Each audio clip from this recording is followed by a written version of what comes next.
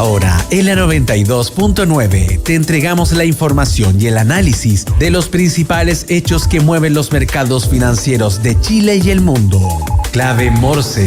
Decodificamos los conceptos económicos para el ciudadano de hoy. Daniel Fajardo y Felipe Reyes analizan la actualidad económica y sus conexiones con la política, el medio ambiente, la tecnología y más. Bienvenidos a Clave Morse.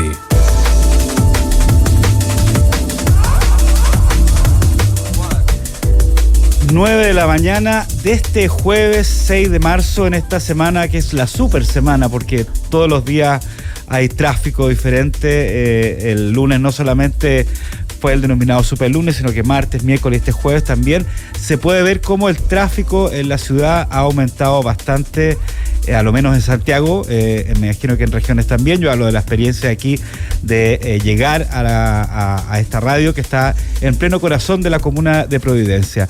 Les recuerdo que pueden seguirnos en nuestras redes sociales, @Radio La Clave en X y en Instagram, también a través de LinkedIn, donde vamos promocionando y publicando todas las entrevistas de Clave Morse, por YouTube, en nuestro podcast en Spotify y por supuesto el clásico, la 92.9 en frecuencia modulada.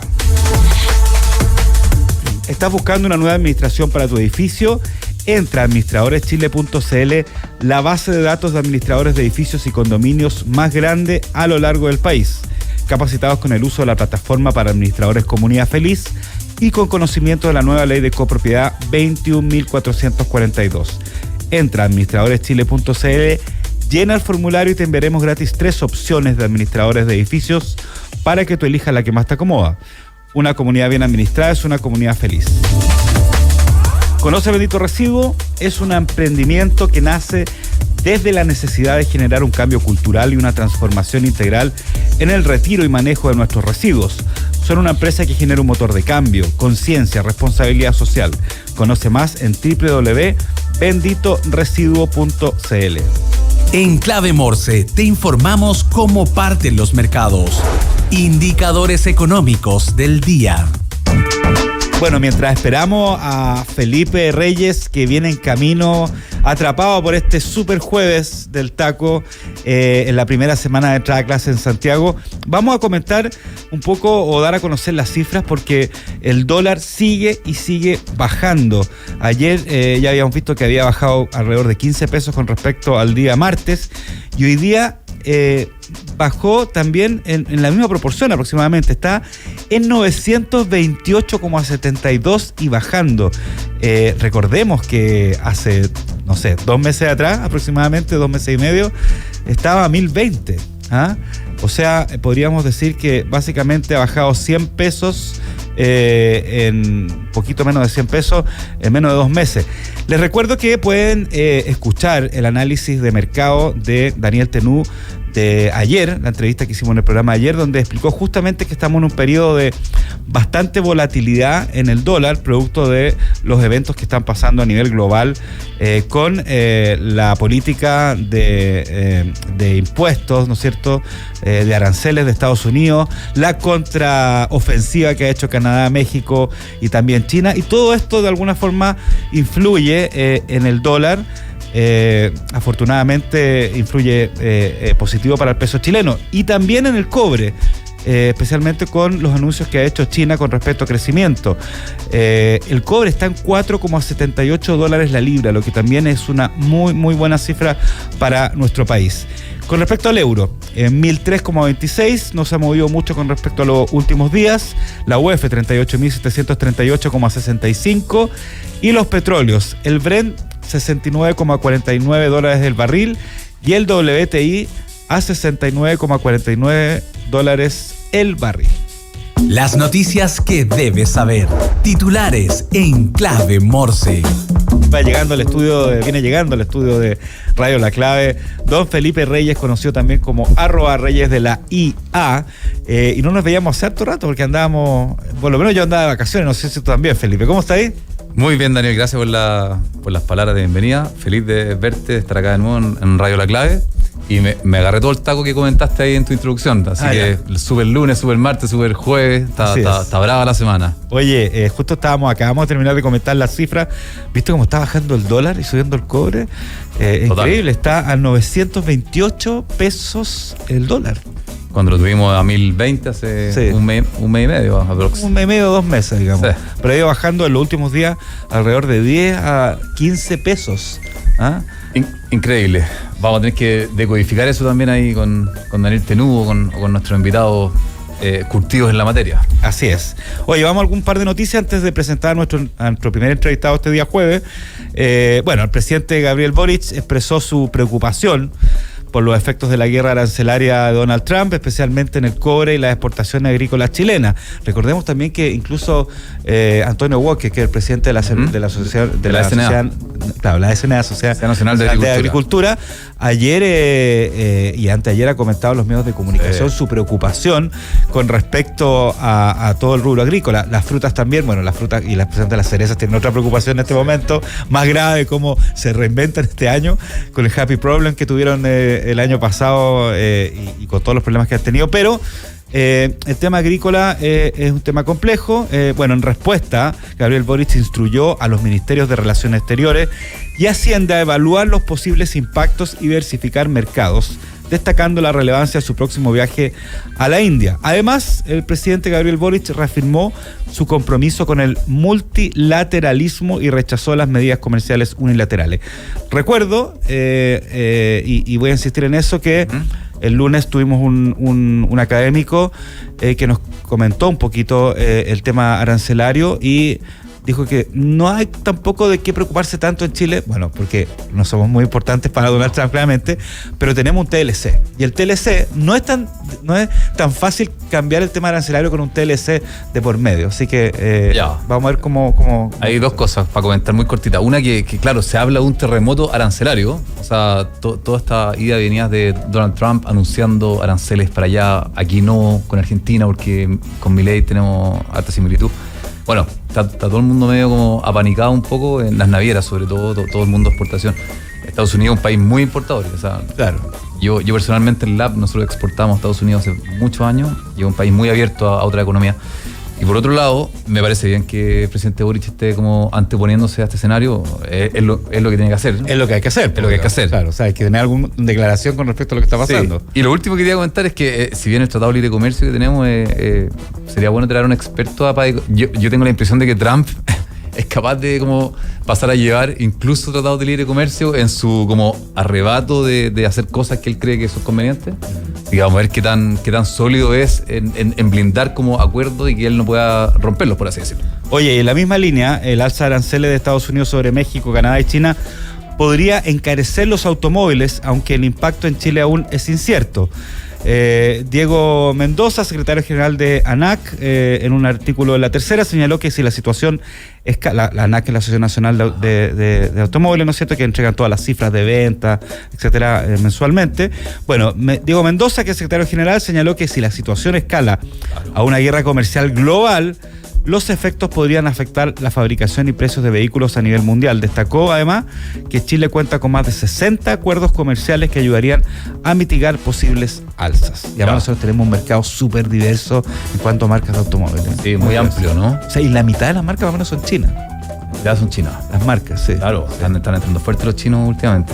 Sí, tal cual. Ya, vámonos con nuestro primer entrevistado de este día jueves en Clave Morse. Tenemos en el estudio de Radio La Clave a don Andrés Solimano, economista de la Universidad Católica y además del MIT, presidente también del Centro Internacional de Globalización y Desarrollo. Andrés, ¿cómo estás? Hola, Daniel, Felipe, un gusto estar aquí en la Radio La Clave. Gracias por la invitación. Gracias a ti, me imagino que ustedes como el Centro Internacional de Globalización y Desarrollo están mirando todo esto que está pasando a nivel internacional. A lo mejor eso tiene que ver con otra entrevista, vamos a ver si conversamos algo después, pero ya que está acá, me encantaría, antes que nada, de entrar al tema que vamos a hablar, que es el tema de la criptomoneda en Argentina. ¿Cuál es un poco la visión global tuya de lo que está pasando con esta guerra comercial desatada, digamos? Sí, es una coyuntura bien compleja, en el sentido de que un país como Estados Unidos, que a partir de la década de los 80, 90, promovió la globalización, la internacionalización de las economías, la integración comercial, los flujos financieros, en cierta medida también la migración internacional.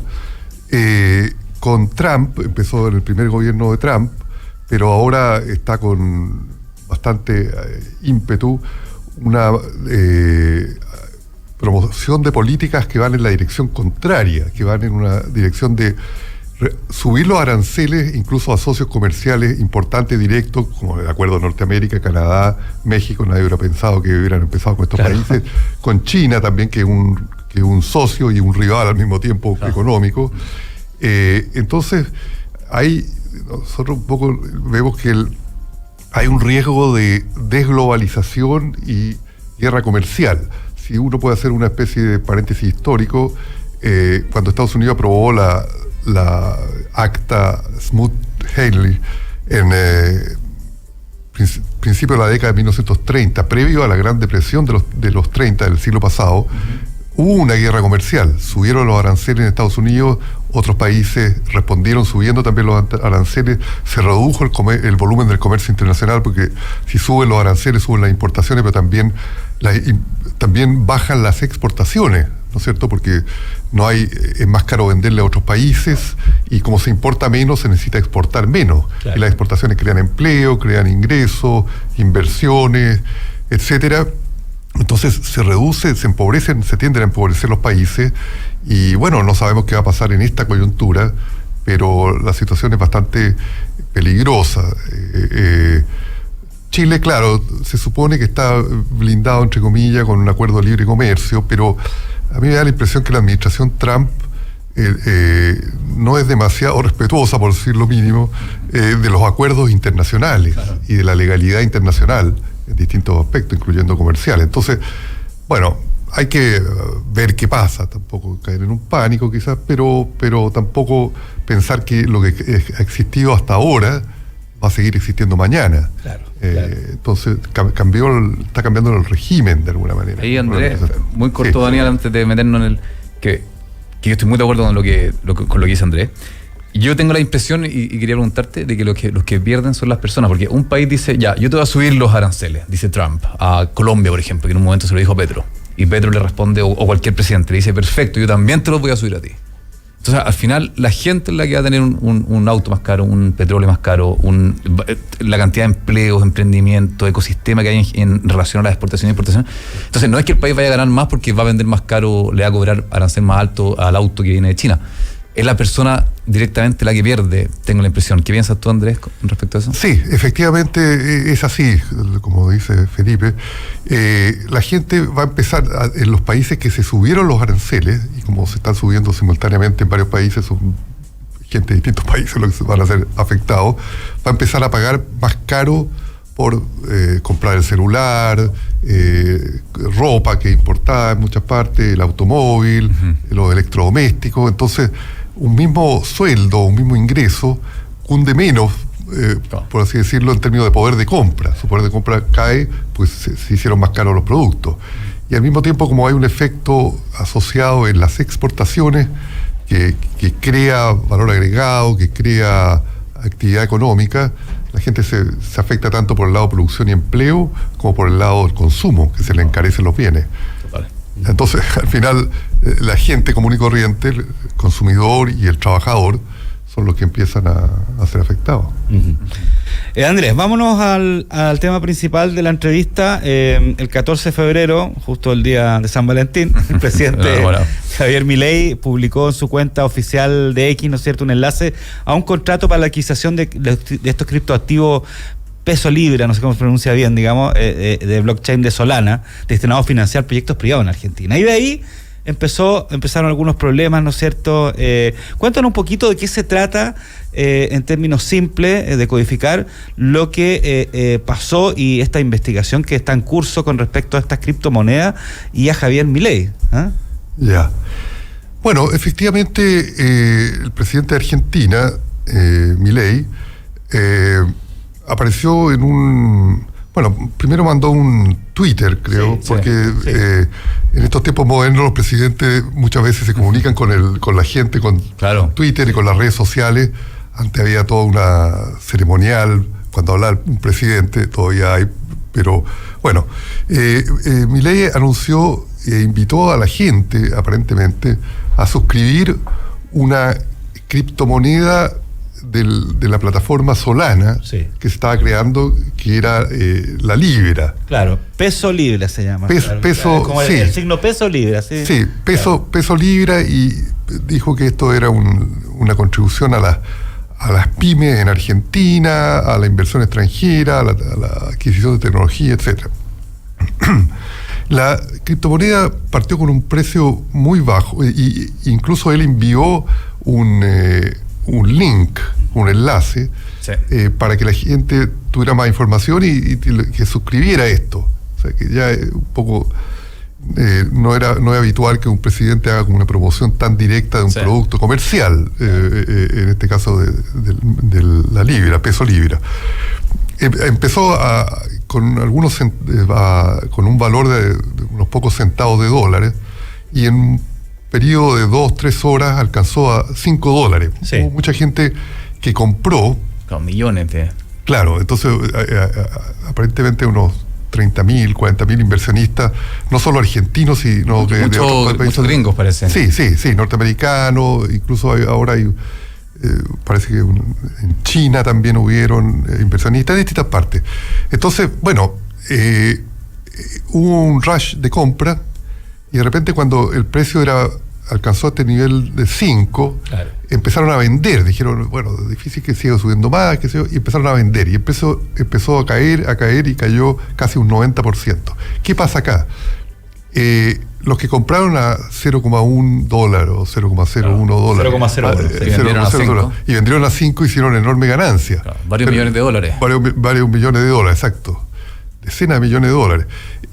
Y los que compraron, por ejemplo, a 4, y después estaba el valor 0,5 de dólar, hicieron una enorme pérdida. Entonces, bueno, hubieron muchos perdedores, y un grupo como de 8, 10 plataformas que ganaron mucho dinero. Entonces, bueno, se produjo un escándalo, en el sentido de un pánico, de alguna manera financiero, en Argentina, y preocupación afuera de Argentina, por esta situación, porque había muchos inversionistas que perdieron dinero apostando que estaba respaldado por un presidente de la República, y también quienes ganaron, si ganaron de los círculos cercanos a Milei, o no. Entonces, bueno, hay toda una discusión sobre el tema. Estos esquemas medios piramidales, juego Ponzi, han sido comunes en la historia financiera de la humanidad. Lo que no es tan común es que un presidente de la República aparezca tan directamente envuelto en la promoción de esto, que termina siendo como un fiasco. ¿Felipe?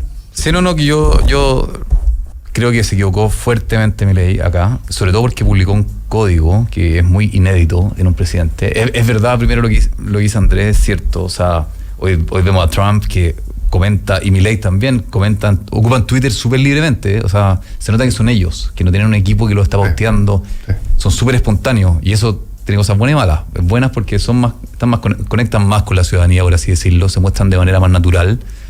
Pero por otro lado, se mandan cagadas como esta, que yo creo que Milei, yo creo en él. O sea, no creo que haya hecho un negocio tránsfugo que igual da para pensarlo. O sea, justo sospechar, creo yo. Pero yo no creo que él haya como cometido un ilícito como a conciencia, sino que yo creo que es tan desbocado que llegó y subió una cuestión sin pensarlo mucho. Pero evidentemente súper inédito. O sea, tenía un código, perdón, el tweet. Así que nada, espero que obviamente aprenda, y yo creo que él mismo también entiendo que hizo una autocrítica y dijo como que voy a tener que ser mucho más medido en mis redes sociales. Hoy día hay un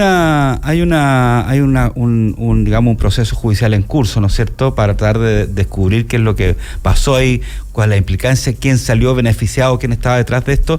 Pero independientemente de que a lo mejor fue un desliz, como estuvo un ataque de entusiasmo de Javier Milei, Te quería preguntar, Andrés, cómo esto, o si realmente afecta un poco la confianza de los mercados, la confianza del sistema financiero, o si de alguna forma afecta la imagen de Milei con respecto a los mercados financieros, o es una anécdota. ¿Me explico?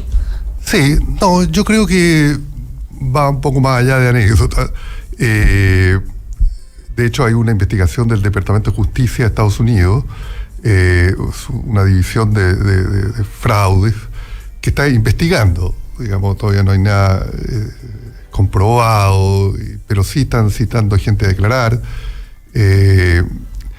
y orientado a este episodio de la libra, ¿no es cierto? Peso libra y bueno, ¿qué pasó después? Porque es un país que tiene una institucionalidad de los mercados de valores más fuerte que la que tenemos en muchos países de América Latina, incluyendo Argentina. Y también probablemente la justicia es más autónoma. Lo que pasa es que este ecosistema de las criptomonedas que se inició el 2009, 2010 con la introducción del Bitcoin, que son un dinero digital.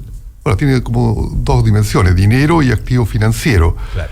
Pero se crearon, por lo menos Bitcoin, Ethereum y otras, la misma Solana, como dinero, un dinero electrónico que no es emitido ni por un banco central ni por un banco comercial, sino que se emite por una comunidad que opera en un blockchain que en el caso de Bitcoin tiene una oferta fija de 21 millones de unidades, no se puede emitir más, por lo tanto evita un sesgo inflacionario a seguir emitiendo dinero. Otras criptomonedas no tienen ese tope, pero sí Bitcoin, que es la más importante del mercado, se valida a través de la blockchain las transacciones, pero no necesita autorización de, por ejemplo, cuando uno paga una tarjeta de crédito, el comerciante lo verifica con la compañía emisora. Acá no es necesario hacer eso, son transacciones directas que son validadas instantáneamente en un ledger, que es una especie de cuaderno de contabilidad antiguo, pero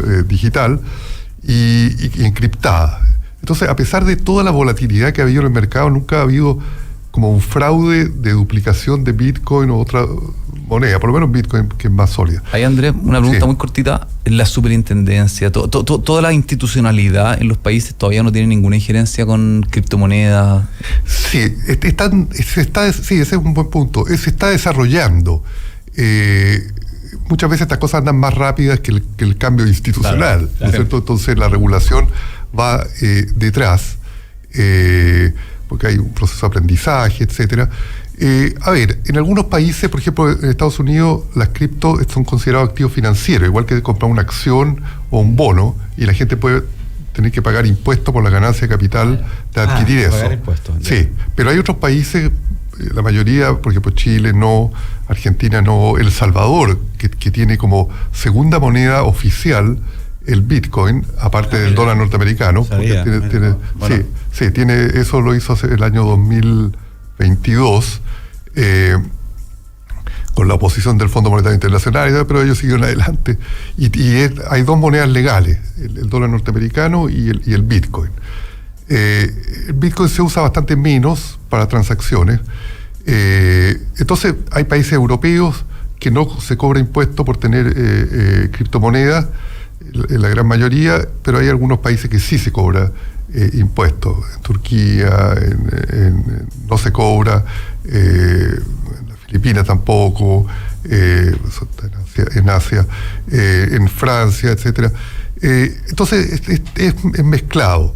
Está la discusión si es moneda, porque no hay impuestos sobre el dinero. Bueno, está el llamado impuesto a inflación, pero no hay impuesto formal por tener. Si yo tengo pesos chilenos, no me cobran impuestos. Se cobra impuestos si uno compra una acción y hay una ganancia de capital, sí.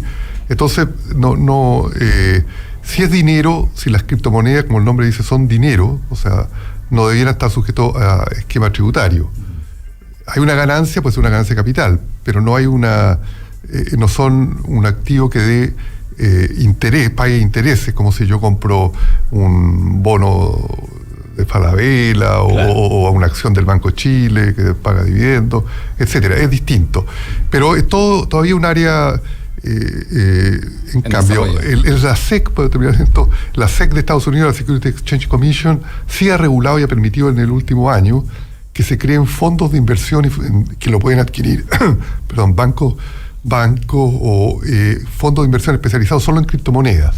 Y eso ha llevado a que suba mucho el precio y que se transforme en una actividad como mainstream de la corriente principal. Entonces, Estados Unidos quizá va más avanzado que otros países en la regulación, pero igual es difícil regular completamente este sector. Eso mismo te iba a preguntar, bueno, estamos hablando con Andrés Solimano, economista de la Universidad Católica y del MIT y presidente del Centro Internacional de Globalización y Desarrollo, que con respecto a Estados Unidos te iba a preguntar, porque el presidente Donald Trump siempre lo ha dicho, digamos, antes de ser presidente y ahora, que el tema de las criptos es una meta muy importante de desarrollo para él, digamos, y había toda una expectativa del mundo de las criptomonedas cuando él llegó. ¿No será que lo de Milei también es un poco dentro de ese entusiasmo de que los gobiernos se metan al tema de las criptomonedas? Esa es la primera pregunta. Y dentro de la misma pregunta, ¿cómo ves tú ese anuncio y ese objetivo de Donald Trump con respecto a fomentar más las criptomonedas? Claro, no, Trump hizo una campaña que cobijó el sector cripto de Estados Unidos, digamos, que es un sector importante, tanto inversión y como gente que usa cripto, que tiene cripto, y consiguió probablemente votos de ese sector.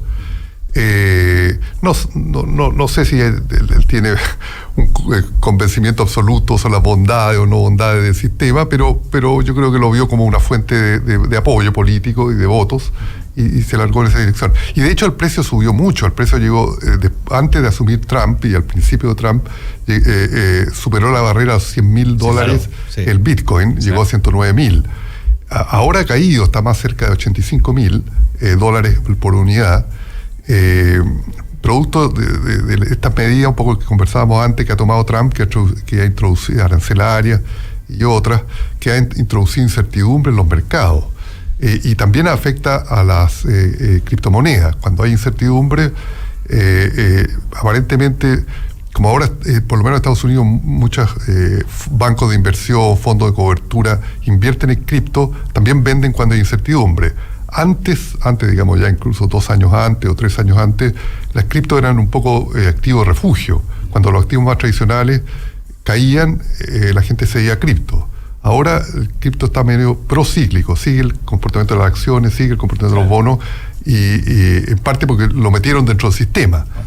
Había una ideología cripto medio antisistema, contra los bancos centrales, y ahí entra Milei, porque Milei es un personaje que no le gustan los bancos centrales, y de hecho en su campaña dijo que iba a cerrar el Banco Central de Argentina. No lo ha cerrado y probablemente no lo vaya a cerrar, pero estaba en su campaña y quiere introducir, o quería por lo menos, introducir el dólar como moneda legal y abandonar el peso argentino que lo emite el Banco Central.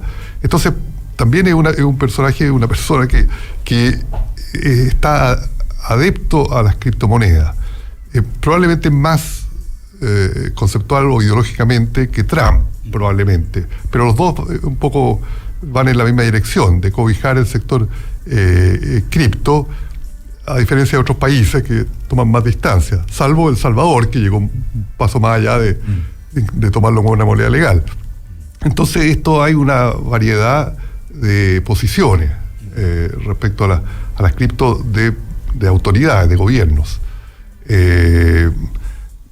Claro, es parte, hay la llamada Escuela Austríaca de Economía, von Hayek, y Milei es un adepto completo a las teorías del economista austríaco Friedrich von Hayek, que junto con Milton Friedman fueron como los campeones del libre mercado en la década de los 80, 70.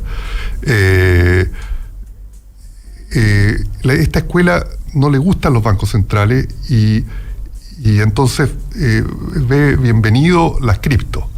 Entonces ese es una especie de libertarianismo, o libertarios, por así decirlo, conservadores de derecha. También hay libertarios de izquierda, un poco que tampoco le gustan las instituciones financieras del capitalismo, como los bancos comerciales, los bancos centrales, y vieron con buenos ojos también el surgimiento de las criptomonedas como una moneda alternativa. Entonces en una lógica más anticapitalista. Mientras que el otro conservador le gusta el capitalismo, pero no le gusta estas instituciones financieras como bancos centrales. Más libertarias. Entonces, pero los dos convergen de alguna manera en su expectativa de las criptomonedas, de promover las criptomonedas. Yo creo que eso es interesante. Ahora está entrando más al mainstream las criptomonedas, entonces está perdiendo un poco esa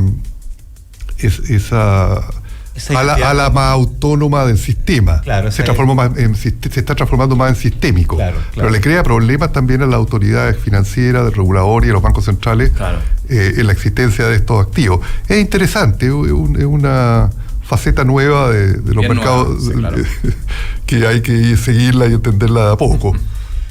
Andrés Solimano, economista de la Universidad Católica y del MIT, presidente del Centro Internacional de Globalización y Desarrollo. 1 millón de gracias por acompañarnos en Clave Morse y explicarnos esto de forma tan académica. Es diferente cuando hay un académico, ¿eh? Cuando te explica las cosas de forma muy pedagógica. Además, el espíritu de Clave Morse es decodificar la economía y los negocios. Así que muchas gracias por acompañarnos. No, gracias a usted, Daniel, Felipe. Muchas gracias, Andrés. Y te esperamos en cualquier otro momento cuando quieras. Claro, encantado. Oye, te invito, Andrés, a ti y a todos los que nos están escuchando y viendo, que se queden en línea, porque ya viene en el segundo bloque va a estar don Jaime Lorenzini, abogado y experto en derecho al consumidor, para ver qué derechos tienen los consumidores en la cancelación de eventos. ¿Cómo cuál? Shakira, por ejemplo, entre otras cosas. Así que quédense en línea, nos vemos en un minuto más. Listo.